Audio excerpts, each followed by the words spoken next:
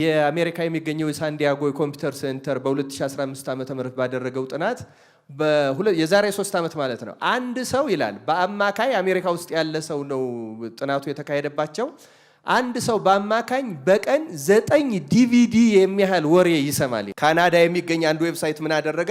ኮሜንት የሚሰጥበትን የዌብሳይቱን ክፍል አጠፋው። ለምንድን ነው ተብሎ ሲጠይቅ በዚህ ዘመን ያለው ሰው አስተያየት ለመስጠት የበቃ አይደለም።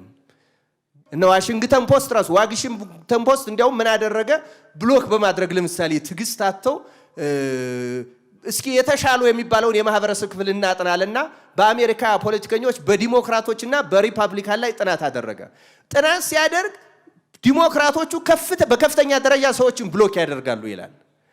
በኋላ እንዴት ከሪፐብሊካኖቹ በልጠው ዲሞክራቶቹ ብሎክ ላይ ያደርጉ ይችላሉ ተብሎ ሲጠና ሪፐብሊካኑ መጀመሪያም አንፍሬንድ ነው የሚያደርጉ እንደውም ፍሬንድ አያደርጉም አይቀበሉም የሚል ነገር አገኘ። ብዙዎች በሚዲያ የሚወዛገቡበት ሆኗል። በተለይ ደግሞ ከኦርቶዶክሳውያን ክርስቲያኖች ብዙዎቻችን የአንዲት ሃይማኖት ልጆች እንደመሆናችን ቀርቶ እንደ ሰው እንኳን ልንሰጣጣው የሚገባንን ሰብአዊ ክብር ሁሉ በመርሳት ከፍተኛ ነቀፌታ፣ ትችት፣ ስድብና ጎሳዊነት የበዛበት ውዝግብ እናካሂዳለን። ይህ በክርስቲያኖች ላይ እያደረሰ ያለው አደጋ ምን ያህል ነው? ለእንዲህ ያሉ ችግሮች ልናደርግ የምንችለው ምንድን ነው ይላል። ከዚሁ ጋር ተያይዞ ማህበራዊ ሚዲያው በክርስትና ህይወታችን ሊያሳድረው የሚችለው ተጽዕኖና አንድ ክርስቲያን ሊያደርገው የሚገባ ነገር ምንድን ነው ትላላችሁ ይላል። ዲያቆን ብርሃኑ። እንደምን አመሻችሁ። አሜን። አምላካችን እግዚአብሔር ስሙ ለዘላለም የተመሰገነ ይሁን። ከኋለኛው ጥያቄ ልነሳ መሰል ከምክንያቱ በአብዛኛው በአሁኑ ጊዜ በአካል ተገናኝቶ እርስ በርስ የመተቻቸት የመነጋገር ነገር እድል የለም። አሁን በአብዛኛው ንግግር በሚዲያ ሆኗል ምንተቻቸው እና ይሄ ማህበራዊ ሚዲያ ላይ ትንሽ ብዬ እርግጥ በዚህ ዓለም በሙያው መስክ የተሰማሩ አጥኚዎች እንደሚሉት ሰውን በጣም ከሚጎዱት ነገሮች አንዱ ወሬ ነው፣ የታወቀ ነው። በቅዱሳት መጻሕፍትም አንድ ሰው ህሊናውን ለጸሎት አይምሮውን ደግሞ ወይም ልቡናውን ለእግዚአብሔር ማደሪያ በተለይ በዚህ በቅድስና ህይወት ልባዊ የሚባል አለ። ወደ ልባዊ ወደ ማስተዋል ወደ ያልተቋረጠ ጸሎት ለመሄድ ህሊናውን አይምሮውን ልቡናውን ለመጠበቅ እንዲችል አንድ ሰው ከሚታዘዘው ነገር አንዱ ብዙ ከመስማት እና ብዙ ከማየት መከልከል፣ በተለይ ደግሞ ብዙ ከመናገር እና ብዙ መናገር በጣም ብዙ አስቸጋሪ ነገር ነው የሚያመጣው። እና ማህበራዊ ሚዲያው ደግሞ ሁሉም ሚዲያ ማለት ይቻላል ብዙዎቻችን ረብሾናል ማለት ይቻላል። በነገራችን ላይ የአሜሪካ የሚገኘው የሳንዲያጎ ኮምፒውተር ሴንተር በ2015 ዓ.ም ባደረገው ጥናት የዛሬ 3 ዓመት ማለት ነው አንድ ሰው ይላል በአማካይ አሜሪካ ውስጥ ያለ ሰው ነው ጥናቱ የተካሄደባቸው አንድ ሰው በአማካኝ በቀን 9 ዲቪዲ የሚያህል ወሬ ይሰማል ይላል። በጣም የሚገርም ነው በእውነት። የኛ ሳይበዛ አይቀርም እውነቱን ለመናገር በጣም 9 ዲቪዲ የሌለው ሰው 9 ዲቪዲ ያህል ወሬ መስማት በጣም ከባድ ነው። በጣም ከባድ ነው። ይሄ የሚያሳየው ምንድነው? አእምሮአችን ለጉዳት በጣም የተጋለጠ ነው። እውነቱን ለመናገር በጣም የተጋለጠ ነው። የሚያሳዝነው ደግሞ አሁን ማህበራዊ ሚዲያ የሚለው ስሙን ራሱ ብንወስደው በአውሮፓና የተፈጠረበት ዓላማ በዛ ሀገር የሥራ ብዛት ስላለ ልጅ ወላጅ ወንድሙን እህቱን ስለማይጠይቅ በምን እናገናኝ እናጠያይቃቸው በምን እናስተሳስራቸው ነው። ስለዚህ ሰው በአካል መጠያየቅ ካልቻለ በአካል መገናኘት ካልቻለ በአካል ሰላምታ መለዋወጥ ካልቻለ በሚዲያ እናገናኘው በሚዲያ እናጠያይቀው በሚዲያ ሰላም እናባብለው ወዳጅነትን ወንድምነትን መግባባትን መስማማትን እንፍጠርለት። ማህበራዊ ሚዲያ ማለት ይሄ ነው። ሰውን በሚዲያ እንኳን ማህበራዊ ህይወቱን እንዲፈጽም እናድርገው ማለት ነው፣ ሌላ አይደለም። አሁን ተመልከቱ፣ ማህበራዊ ሚዲያ የተፈጠረው ሰውን ማህበራዊ ለማጠያየቅ ለማቀራረብ ለማስተዋወቅ ሆኖ ሳለ ለጸብ ዋለ ማለት ከተፈጠረበት ዓላማ በተቃራኒ ዋለ ማለት ነው። የመጀመሪያው ነገር ይሄ ነው። የሚያሳዝነው ይሄ ነው። እና ይሄ ማህበራዊ ሚዲያ ምን አይነት ጠባይ ችግሮችን ያመጣል የሚሉትንም በዝርዝር አምጥተዋል። ጥቅምም አለው፣ ጉዳት ብቻ አይደለም ያለው። ማንኛውም ሚዲያ ጉዳትም አለው ጠቀሜታም አለው። ማንኛውም ሚዲያ የተደበቀ ዓላማም ሊኖረው ይችላል፣ የተገለጠም ሊሆን ይችላል። በማህበራዊ ሚዲያ ላይ ግን የሚጎላው ለምንድን ነው ሲባል ማህበራዊ ሚዲያ ላይ ሞያው፣ ክህለቱ፣ ዕውቀቱ ወይም ድብቅም ግልጥም ዓላማ የሌለው ሰው ዝም ብሎ ስሜቱን በቀጥታ የሚገልጽበት በመሆኑ ለከፍተኛ ችግር አጋልጧል የሚለው ብዙዎቹ ሊቃውንት ያስማማል። ከችግሮቹ ዋና ዋናዎቹ ምን ናቸው የሚል ነው። በጣም የሚገርመው አንድ ቶም ኒኮላስ የተባለ ተመራማሪ ባደረገው ጥናት ማህበራዊ ሚዲያ በተለይ እንደ ፌስቡክ፣ እንደ ትዊተር፣ እንደ ምናምን ያለውን የሚያሳድረውን ተጽዕኖ ሲገልጽ ምን ይላል? የማህበራዊ ሚዲያ የተሰራበት ቅርጽ ሰዎችን ለማበላሸት ከፍተኛ አስተዋጽኦ ያደርጋል ይላል። እንዴት አድርጎ ነው የሚያበላሸው ሲል ለምሳሌ ላይክ ያደርጋል፣ ሼር ያደርጋል፣ ይሄን የመሳሰለውን ያደርጋል። በሌላ ቋንቋ ማለት ምን ማለት ነው ይላል? አንድ ሰው እርሱ የሚሰማውን ስሜት ከያዘው ጋር ብቻ እንዲጋራ፣ ሌላውን እንዲጠላ፣ እንዳይቀበለው ያደርገዋል ይላል። ስለዚህ ላይክ ስለሚፈልግ ሼር ስለሚፈልግ ወይም ሼር ላይክ የሚያደርገው የራሱን ሐሳብ የሚገልጹለትን ስለሆነ ይላል የራሱ ሐሳብ የሚጎዳ ቢሆን እንኳን የመስተካከል እድሉን ያሳጣዋል። እንዲያውም ይላል በጣም ቀስ እያለ እየቆየ ሲሄድ እጅግ ስሜታዊ ከማድረጉ የተነሳ በጣም ብዙ ሰዎች ትዕግስታቸው ይሟጠጥና እነርሱን ነካ የሚያደርግ ትችት እንኳን በፍጹም መታገስ ያቅታቸዋል። ከዚያ በኋላ ለማገናኘት የተፈጠረው ሚዲያ ይህ አሁን ብሎክ የሚባል አለው እንደምታውቁት። እንዲያውም ሰይፋለሁ ምናምን ሁሉ የሚባባል ሰው አለ እንደምታውቁት። እና ብሎክ እስከ ማድረግ ድረስ ይሄዳል ነው። ብሎክ ለማድረግ ለምን ይሄዳል ነው? ትዕግስት የለውም። እና የመጨረሻ ከፍተኛ የሆነ ትዕግስቱን አሟጦ የሚጥል ያደርገዋል ነው። ከክርስትና አንጻር ስናየው ምን ማለት ነው? ክርስትና ዓላማው ትዕግስትን ማለማመድ ነው። ታጋሽ እንዲሆን፣ ጊዜ እንዲወስድ፣ እንዲያደምጥ ማድረግ ነው። መጽሐፋችንም የሚለው እስከ መጨረሻው የጸና ቢኖር እርሱ ምን ይሆናል ነው የሚለው? ይድናል ነው የሚለው። ቅድም ጠዋት በሊቃውንቱ ተብራርቷል። መከራም ሲደርስብን ሌላውም ሲደርስብን መታገስ ነው ያለብንና ይህንን ያጠፋዋል። እንዲያውም ይህ ሰውዬ የሚለው ምንድን ነው? ማሰብ የማይችሉ ያደርጋቸዋል ይላል። ከሆነ ጊዜ በኋላ በተለይ ሱሰኞች የሆኑ ረጅም ጊዜ ማህበራዊ ሚዲያ የሚጠቀሙ ሰዎች ፈጽሞ አንድን ነገር በተደራጀ መንገድ ማሰብ፣ በተደራጀ መንገድ መከራከር፣ መርታት፣ ስህተት በሆኑ ጊዜ መቀበልና መታረም አይነት ጸባያቸውን ፈጽሞ ያጠፋባቸዋል ይልና ሲያጠቃልለው ምን ይላል? ኢንተርኔትንና እንደዚህ ማህበራዊ ሚዲያ እንደዚህ አይነት መንገድ የሚጠቀም ሰው ይላል እንኳን ሊያውቅ ሊሻሻል ቀርቶ ምንም ያልተማረ ሰው፣ ለትምህርት ያልተጋለጠ ሰው ከዚያ ሰው ይሻላል ይላል መጨረሻ ላይ። ምንም ያልተማረ ሰው። ይሄ በጣም ከባድ ጉዳት ነው። በጣም ከባድ ጉዳት ነው። እንግዲህ አስቡ።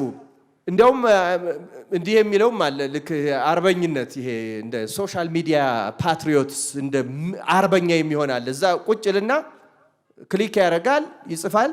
ምንድነው ያባባሰው የሚለውን ሲያነሳ ሁለት ነገሮችን ያነሳል። አንደኛ ብዙ ሰዎች ባልታወቀ ስም የመጻፍ እድል ይሰጣቸዋል። ባልታወቀ ስም መጻፍ ተመልከቱ። በአካል ተገኝተው ሁለተኛ ርቀት፣ የቦታ ርቀት። እነዚህ ሁለቱ አንድን ሰው በአካል ብናገኘው ልንለው ማንችለውን እንድንለው እድል ይፈጥራሉ፣ ይገፋፉናል። በአካል ብናገኘው አንድ ሰው እንደዛ እንለው። በማህበራዊ ሚዲያ ግን እንሰድበዋለን፣ የፈለግነው እናደርጋለን በጣም እና እንዲያውም ብሎጎች ሁሉ የዚህ ችግር ተጋላጭ ስለሆኑ ካናዳ የሚገኝ አንድ ዌብሳይት ምን አደረገ? ኮመንት የሚሰጥበትን የዌብሳይቱን ክፍል አጠፋው። ለምንድን ነው ተብሎ ሲጠይቅ በዚህ ዘመን ያለው ሰው አስተያየት ለመስጠት የበቃ አይደለም፣ ስድብና ንትርክ ነው የምናስፋፋውና በፍጹም ዲዘርቭ አያደርግም ሶሳይቲው ነው ያለ። በነገራችን ላይ አሁን በጣም ታላላቅ አንድ በዚህ በዌብሳይት ላይ በአጠቃላይ በኢንተርኔቶች ላይ ጥናት ያደረገ ሰው ምንድን ነው የሚለው? 100,000 10,000 የሚሆን ጠቃሚ ዌብሳይት የለም ነው የሚለው፣ እንኳን ማህበራዊ ሚዲያ ማለት ነው። እና ምን ይላል እሱ? ከፍተኛ የሆነ የእውቀትን፣ የአስተሳሰብን፣ የማመዛዘንን ነገር ከሰው ልጆች በፍጹም እያጠፋ ያለ ነው። የለንደን ዩኒቨርሲቲ ኮሌጅ እና ዋሽንግተን ፖስት ራሱ ዋሽንግተን ፖስት እንዲያውም ምን አደረገ? ብሎክ በማድረግ ለምሳሌ ትዕግስት አጥተው እስኪ የተሻሉ የሚባለውን የማህበረሰብ ክፍል እናጥናልና በአሜሪካ ፖለቲከኞች በዲሞክራቶችና በሪፐብሊካን ላይ ጥናት አደረገ። ጥናት ሲያደርግ ዲሞክራቶቹ በከፍተኛ ደረጃ ሰዎችን ብሎክ ያደርጋሉ ይላል። በኋላ እንዴት ከሪፐብሊካኖቹ በልጠው ዲሞክራቶቹ ብሎክ ላይ ያደርጉ ይችላሉ ተብሎ ሲጠና ሪፐብሊካኑ መጀመሪያም አንፍሬንድ ነው የሚያደርጉ እንደውም ፍሬንድ አያደርጉም አይቀበሉም የሚል ነገር አገኘ። የሚያመለክተው ምንድነው? ይሄን የሚለው ምንድነው? ሲተረጉመው ይሄንን ሲያብራራው ሰዎች ከነሱ ሐሳብ ውጭ ያለ ሐሳብን የመቀበል ትዕግስት ጨርሶ አጥተዋል ነው የሚለው። የትልቅ ጉዳት ነው፣ በጣም ትልቅ ጉዳት ነው። ስለዚህ አንዳንድ ጊዜ እኮ የሚተቹንንም ቢሆን የሚነቅፉንንም ቢሆን እንደዚህ የሚያደርጉንም ቢሆን መታገስ በጣም አስፈላጊ ነውና ትዕግስታችን ያሳጣል። በጣም ብዙ ጉዳቶች አሉት። በጥናት ቢቀርብ የተሻለ ነው እንጂ ብዙ ጉዳዮች እኔም ራሴ በዚህ ጉዳይ ላይ የዳሰስኳቸው ጉዳዮች አሉ። አንዳንዶቹንም በጽሁፍ ለማካፈል ሞክሬያለሁ። ጉዳቱ በጣም ከፍተኛ ነው። ተመልከቱ። ጎጂው ማን ነው ብለን ስጠይቅ ራሱ ፌስቡክ አይደለም፣ ራሱ ትዊተር አይደለም፣ ራሱ ማህበራዊ ሚዲያ አይደለም፣ አጠቃቀማችን እና ለዛ ያለን አመለካከት ነው። በጣም በጣም አደገኛው ነገር እሱ ነው። በጣም አደገኛው ነገር እሳት በራሱ ጎጂ አይደለም፣ እጅግ ጠቃሚ ነው። እሳት እህልን ጣዕም ሰጥቶ እንድንበላው የሚያደርገን እሳት ነው። እሳት ደግሞ መጠኑ ሲበዛ ያቃጥለዋል፣ ያጠፋዋል፣ አገርም ያጠፋል። ቅዱስ ያዕቆብ እንዳለው አንዲት ትንሽ የተለኮሰች እሳት ጋራን ተራራን ታቃጥላለች ይላል። ልክ እንደዛ ነው። በተፈጥሮ ጎጂ አይደለም፣ ግን ወደ ጎጂነት እንቀይረዋለን። እኛም በሚዲያዎቹ ላይ በማህበራዊ ሚዲያ ላይ ያለው ነገር እኛ ላይ የሚያሳድረው የመጀመሪያው ጥያቄ ምንድነው የሚለውም በትንሹ ላንሳ። በእኛ ላይ ከፍተኛ የሆነ ጉዳት አድርሶብናል። እውነቱን ለመናገር በጣም የኛ ምእመናን በተለይ ከፍተኛ ጉዳት ደርሶባቸዋል ማለት ይቻላል። ከሌላው የበለጠ ነው ያነሰ ነው የሚለውን ለማወቅ ጊዜ ይፈጅብን ይሆናል። ግን እኛ ላይ የጎላ ነው የምለው ለምንድነው? አንዳንድ ጊዜ ሳይሆን በራሴ ትዝብት ተሳስጨም ሊሆን ይችላል። በእኛ ሀገር ከሚኖሩ ሰዎች በሌሎች ሃይማኖቶች ያሉ ሰዎች በፖለቲካ ምክንያት ለምሳሌ የኛን ያከል አይጠላሉ። በእኛ ሃይማኖት ያለን ሰዎች ምንም ብዙ በፍቅር ያሉ ሰዎች ቢኖሩም ጸቡም ግን ጎልቶ የሚታየው ደግሞ በአብዛኛው በእኛ ነው። በቋንቋም ምክንያት ሊሆን ይችላል፣ በብሔር ምክንያት ሊሆን ይችላል፣ በአካባቢ ሊሆን ይችላል፣ በሌላም ምክንያት። ያንን ምንድነው ያመጣውና ያስፋፋው ስንል አብዛኛው ሐሳባችን ራሱ ሚዲያው የፈጠረው አይደለም። እኛ ግን ሚዲያውን ተጠቅመን ከፍተኛ የሆነ በርቀት ቅድም እንዳልኩት ይሄ የብቸኝነትን ጠባይ ስለሚስብ ከፍተኛ በአጠቃላይ ስናጠቃልለው ግን ጉዳቱ አንድ ነው። ሰውን ከእግዚአብሔር ለያይቶታል። ሰውን ከሰው እየለያየው ነው። በጣም በጣም እሱ ብቻ አይደለም። በሌሎችም ሀገሮች እንደተደረገው ዋና ሚዲያ የሚባሉት ይሄ ሜይንስትሪም ሚዲያስ ቴሌቪዥኑ፣ ሬዲዮ ራሱ ከፍተኛ ጉዳት ያደርሳሉ። በከፍተኛ ጥንቃቄ እስካልተዘጋጁ ድረስ ሆን ተብሎም ሆን ሳይባልም በስህተትም በእውቀትም ያለ እውቀት የሚቀርቡት በሰዎች ላይ ከፍተኛ ጉዳት ያደርሳሉ። በመንፈሳዊ ሕይወት ክርስቲያኖች በእውነት ለመናገር ቅድም እንዳልኩት በጣም የሚያስፈልገው እንደው የጽሙና ጊዜም ያስፈልጋል እና ሰው ሱሰኛ ሆኗል፣ አያነብም። ለምሳሌ አሁን ማንበብን አጥፍቶታል። እንዲያውም ይላሉ እዛው ጥራቱም ላይ እንደለው ማህበራዊ ሚዲያ ካስከተለው አንዱ ጉዳት አንድን ሰው በትዕግስት ረጅም ጽሑፍ እንዳያነብ አድርጎታል። ራሱ መለኪያው ማሳጠር እየሆነ መጥቷል። ረጅም ሁል ጊዜ ትክክልና ጠቃሚ ነው ማለት አይደለም፣ ግን ሰዎች ታጋሽ ትዕግስት ያለውና የተሰናሰሉ ጥልቀት ያላቸው ሐሳቦች መውሰድ ካልቻሉ በእውቀት ላይ ከፍተኛ ጉዳት ቅድም እንዳልኩት በአብዛኛው በአሁኑ ዘመን በኢንተርኔት አዋቂ ነን የሚሉ ሰዎች ይላል አንድ የለንደን ተመራማሪ በፍጹም ምንም አይነት ትምህርት ካላገኘ ሰው የባሱ ደንቆሮች ሆነዋል ይላል። ደምፐር ሆነዋል ይላል። ደግሞ ያደርጋል ይገርማቸዋል። ለዛው ደግሞ በማወቅ ስም በማሰብ ስለሆነ ከፍተኛ ሁለተኛውና ከባድ ጉዳት መንፈሳዊ ሕይወታችን ላይ ከፍተኛ ነገር ብዙዎቻችን አሁን ጥላቻ አሳድሮብናል። እንዳለ ነው የምንወስደው። እኛ አናመዛዝንም፣ አንመረምርም። ቼክ የማድረግ አቅማችንም ዝቅተኛ ነው። በጣም ይገርማል። እና እንዳለ ስለሚወስደው ብዙ ሰው ከእግዚአብሔር ጋር ተጣልቷል፣ ወገኖቹን ጠልቷል፣ አባቶቹን ጠልቷል፣ ቤተክርስቲያንን ሁሉ የጠላ ሰዋል። በጣም ከፍተኛ ለእያንዳንዳችን የሚደርሳል። ይሄ ከባድ ጉዳት ነው እና እኔ እንደ መፍትሄ የምለምነው ምንድነው እንኳን ማህበራዊ ሚዲያን በቀን ውስጥ ቴሌቪዥን የማትናይበት ጊዜ መኖር አለበት። ቴሌቪዥን በስራ ምክንያት መስሪያ ቤት ስላለን አይደለም ማየት የሌለብን። ሆነ ብለን ቤታችን ውስጥ ቁጭ ብለን የማናየው ፕሮግራም መኖር አለበት።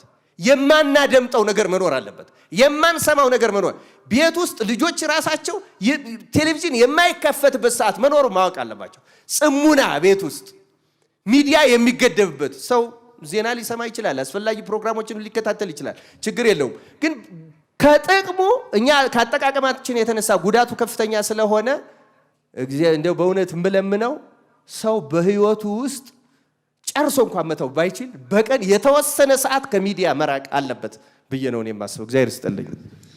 እሺ እግዚአብሔር ይስጥልን። በሰፊው ዲያቆን ብርሃኑ ስላነሳው ወደ ሌላ ጥያቄ ነው የሚሄደው።